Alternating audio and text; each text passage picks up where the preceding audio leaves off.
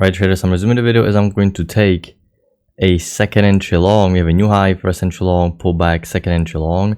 The uptrend needs to get new extreme. The downtrend played out with the break and a new extreme. And because the downtrend played out with the break and the new extreme, this tells me that the bearish correction is over. And right now what I'm going to do, I'm scalping 6 contracts for 2 points. You can see this gives us room before we're going to reach the high. And this is a clear textbook 2-legged pullback at the key entry point at the EMA.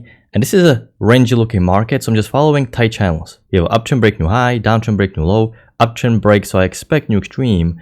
We're halfway in, about to reach it, but we didn't reach it yet. And we got filled. So I'm going to put the order break even, because right now, as you can see, I'm leaving one position open. And this is by design because I'm mainly scalper, because these high probability setups are extremely reliable, but I still want to keep myself open to possibility of catching big move. This is the top of the trend range where price action may have its target. So for this reason, I'm keeping a runner, and this was a textbook second entry long. You need to take this setup every single time. The bar didn't end fully bullish, but it's not important because the context is so clear. And you can see downtrend, break, new extreme, EMA holding here, downtrend played out, and clear steep bullish leg played out with the break and a new high.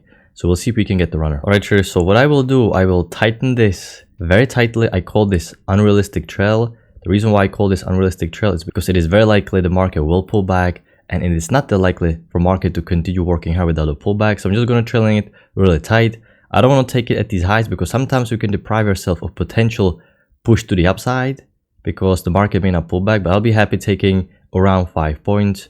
We have a break new extreme. This is a rangy market, so I'm going to lock it right here. Alright traders, and our runner just got hit.